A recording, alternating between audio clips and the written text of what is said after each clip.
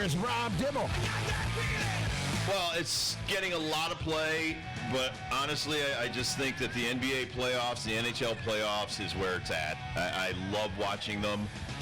People were talking about how physical they are. Then go back and watch some video on the 80s and 90s, even before that. It is physical because it matters.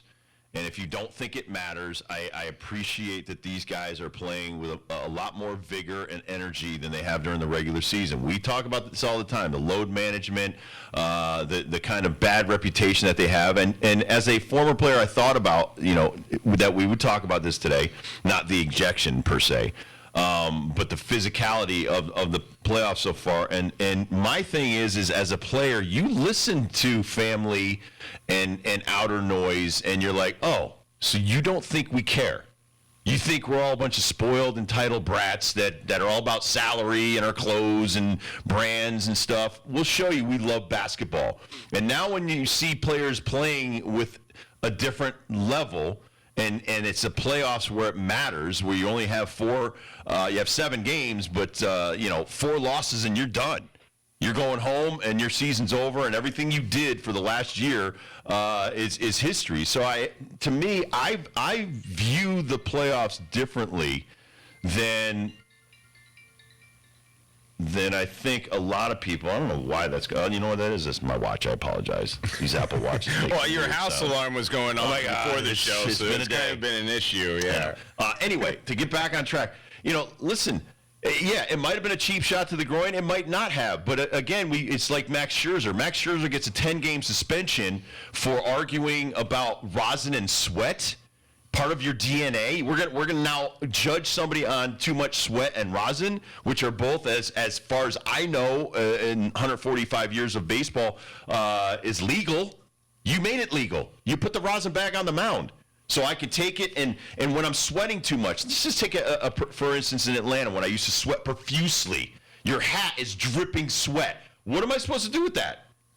You're doing too much sweating and you can't touch the rosin. So Max Scherzer's upset about it. He said he did everything he needed to do to countermand everything. He washed his hands twice with alcohol in front of the MLB official. Wasn't enough. They ejected him. You got James Harden, one of the biggest stars in your league, and you're going to eject him for being physical with a guy that's all over him like a cheap suit? I mean, I've got different views of it. I'm not going to be as blatant as Stephen A. Smith that that's the worst call I've ever seen. No, I mean, these guys are trying to keep it civil out there. But let's not understand the gravity of the postseason as opposed to the regular season. If this is regular season, you get ejected, nobody cares. If he got his 25th technical in the regular season, nobody cares. But if you are going to change the outcome of contests, again, I have a major problem with that. And maybe even the course of Draymond Green not playing, and you're reigning champions, the Golden State Warriors might not go to the second round.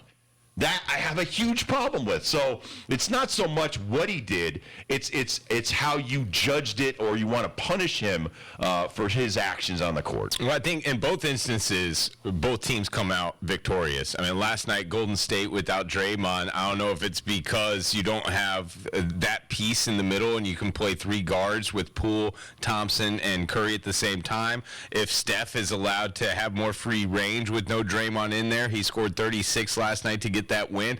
I don't know, but I agree with you. Like, Draymond probably should have been out there because he's a star in this league, and it's entertainment. Harden was rolling in that game. Harden was the elite scorer in that game. Exactly. He is so comfortable sometimes where just nobody can stop him. And it felt like the refs were doing the Brooklyn Nets a huge solid. The only person that could stop him last night, or persons, were the officials. Refs always win. Refs are undefeated. But then Maxey comes, well, really not out of nowhere. He's been averaging 20 a year, but still stepped up big time in the absence of Harden, and the 76ers get the win. I think I'm a fan of all of this. I love the drama of it all. Right. But I really love, so I wrote them down last night. We got Draymond versus Sabonis, which we'll see that action in Game 4. Yep. Every time Sabonis got the ball last night, Golden State got booed. Like even for the split second where he was just trying to pass the ball in or pass it around the key. I love that stuff. The Kings got booed. Well, just Sabonis. Right. Just Sabonis. Everybody else gets the ball, it's no problem. But once Sabonis got the ball, Golden State was all over. The Golden State fans were all over Sabonis. Then you got tonight, Jarrett Allen versus Julius Randle. Oh, we don't forget what happened at the end of that game, too. And now we've got Embiid versus Claxton, which might only last one more game because it looks like the Brooklyn Nets are going to get swept out of the playoffs. But I do like this extra drama that has been created in the first round. And it's not unique. This happens every year. It happens every year, but my problem is, do you want to, win or lose minus Draymond? Do you want to win or lose without Harden in the game? I don't. I want your best. That's why we're here. I keep it as simple as that. This is what the postseason is about. And then it's almost like the Scherzer ejection. It's rare when the Mets come and play the Dodgers. They're not in the same division. You've got Syndergaard on the mound versus Scherzer, a former Met. All the stuff that's gone on with Scherzer in his career and how amazing he's been. And so he's a star. And I want my stars to play an entire game, or if he goes 6 or 7 innings, that's why I'm there. I'm taking my kid. I'm spending $1,000 for these tickets. I don't want to be shortchanged by an official, is my point. And it's the same thing with James Harden. How expensive do you think these Brooklyn tickets are to go see the 76ers? Probably 4 times more than what they should be. I'm guessing we're paying at least $1,000 to sit courtside. At least $1,000. You're 5 to 10 courtside. It's 5 to 10 $750. 20 years ago, I paid $750 a ticket to go to Madison Square Garden to see the Mavericks play the Knicks. That was 20 years ago. Yeah, I can argue that's a better game, though, than going to see these Brooklyn Nets, man. That's a tough ticket to sell. It's not a tough ticket to sell when you see $1,000 is still pretty the 76ers, but let's say it is $1,000 a ticket. I dropped 4, so I dropped $4,000. I dropped a couple hundred on parking. I'm spending a lot of money. I'm spending a lot, and so just the price of admission to sit there and witness this, that I could say, what? All right, so what if Harden puts up 50? And then the memory is to you as a fan forever, if you're a 76ers fan that went to this game, I was there when he dropped 50 on the Nets in 2023 in the playoffs. That's something that never leaves you. But now your memory is, he got ejected for being physical during the game.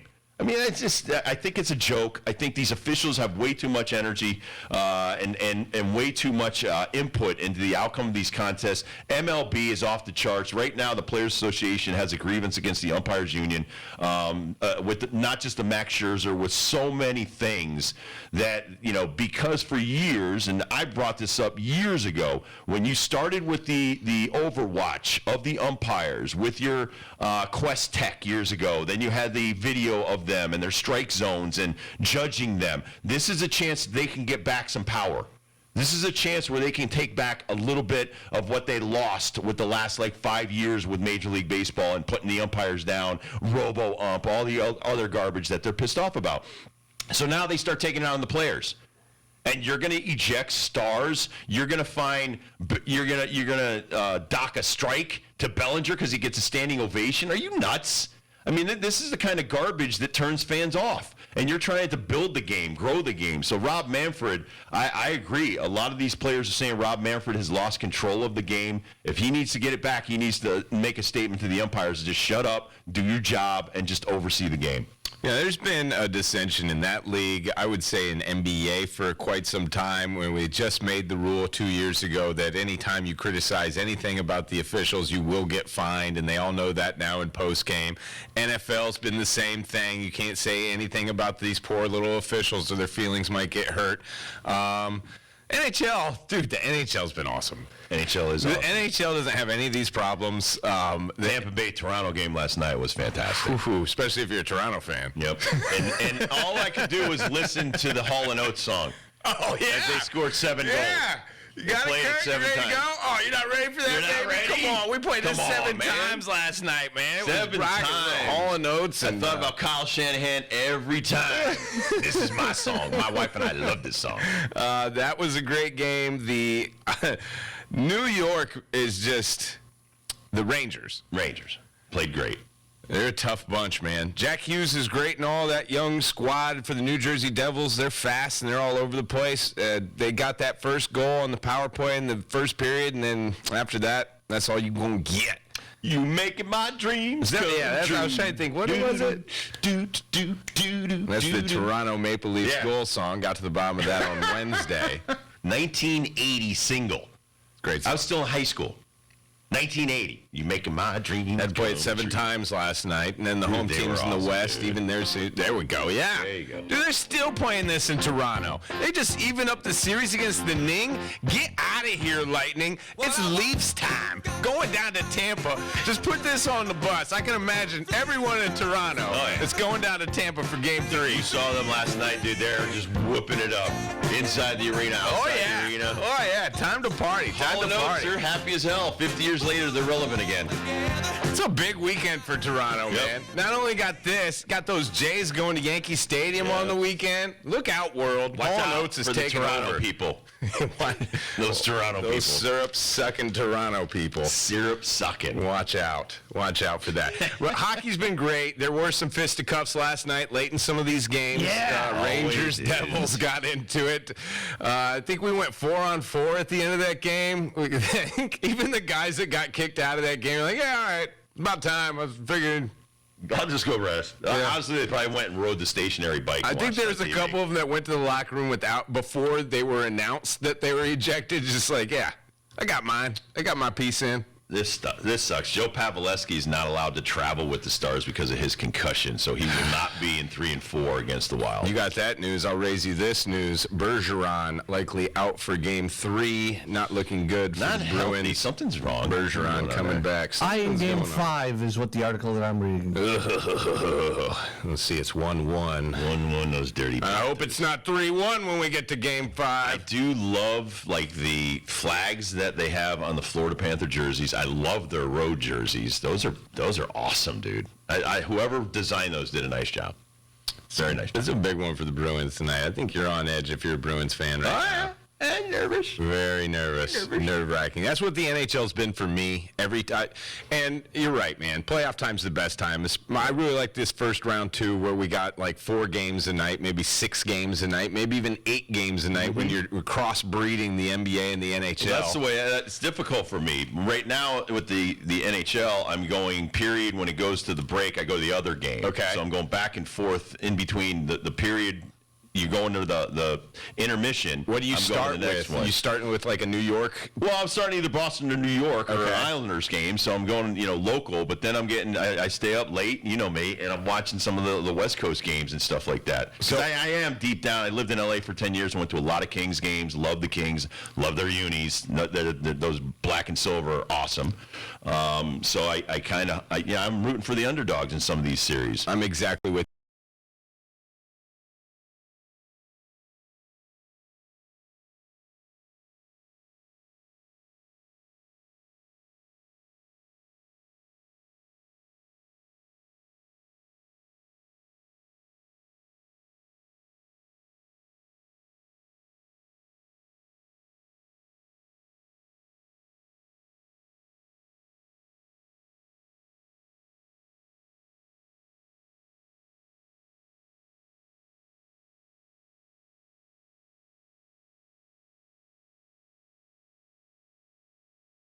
Where he's supposed to be with Embiid, and he's the counterpart. He looked the best he's looked in a long time last night. I mean, he looks fantastic, and then you're going to be like, oh. I was thinking about this in lab. Do you know how many times per day in baseball you slap somebody in the groin and give him a cup check, Kurt? Right? I mean, it's constant. Men do foul things. Yeah. Get with the program, Especially in the college game. Exactly. And watch Kevin Love. We were talking about the air. Kevin Love is holding every guy. He's grabbing every because he's not as fast as he used to be. Old man ball. It's all man ball. Yeah. So don't tell me, because I've been there. These are grown men that are acting like children, but now this is for all the marbles.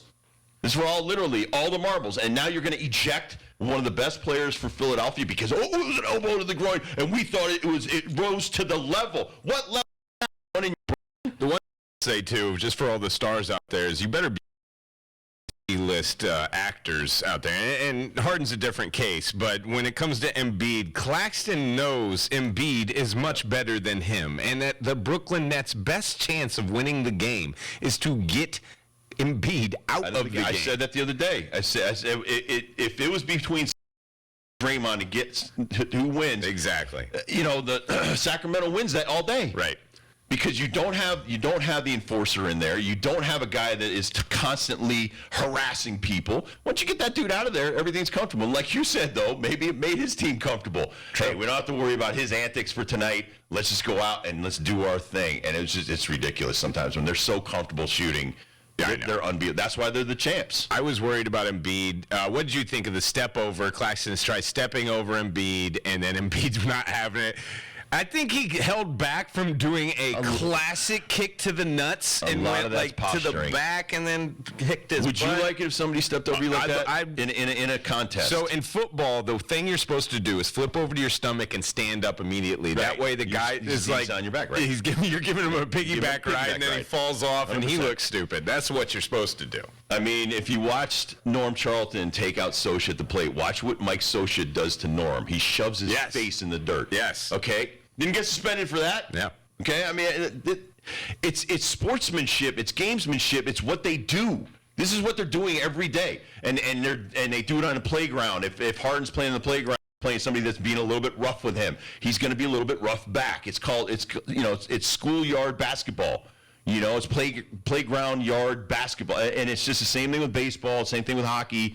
These guys know it. That's why I can't remember what it was in one of these NHL games. The dude got smoked, and after the game he said, "Nope, that's fair. That's hockey."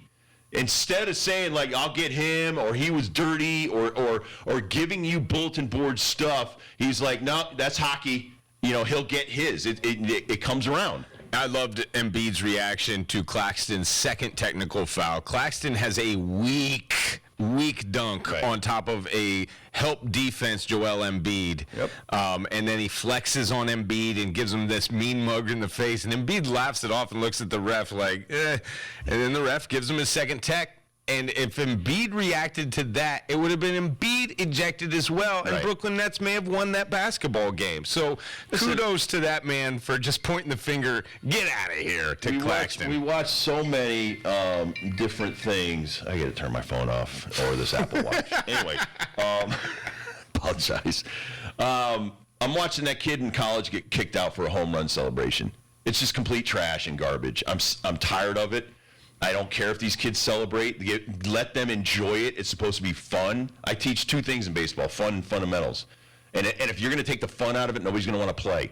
And these kids in college, you've called college games. Go to a college girls softball game. Oh, it's nothing but fun. It's nothing but fun. Yeah. And if you're going to start telling college girls, you know what? When you celebrate a home run, you pimp a home run, we're going to kick you out of the game. No cheers. No more cheers. Cheers. None of your little things that you got going on. None of your little things. I was at my 13U team was playing another team last weekend, and every time our pitcher threw over to first, and the first baseman still had the thing, the entire team was going ball, ball, ball, ball, ball, like mine, and Finding Nemo, where the seagulls are chanting, and I was like that's pretty cool. At least they're all focused and their mind's on it. Another thing, we changed pitchers. Their entire bench had a bat and was watching the pitcher. That's the kind of stuff where I'm like, those kids are well coached. So you're going to try to take the fun out of sports by kicking dudes for pimping home runs and guys for flexing over dunks and stuff like that. It's been going on since the game was invented. It's been going on even when you played in your yard, and we had a basketball hoop in my driveway. My brother used to do that in front of me when he made a great shot. My brother is 60 years old. He still does that to me when we go golfing. So again, this is human nature, and you've got people right now that just they don't want any part of it. I'd kick them the hell out of the sport. If these umpires can't, if these NBA officials can't do it, go bye-bye. They're making hundreds of thousands of dollars because of the people on that court, not because you're wearing a striped shirt. Nobody cares. And we shouldn't even know your name. I've been bitter about this for 40 years. There's no reason why I should know an umpire's name.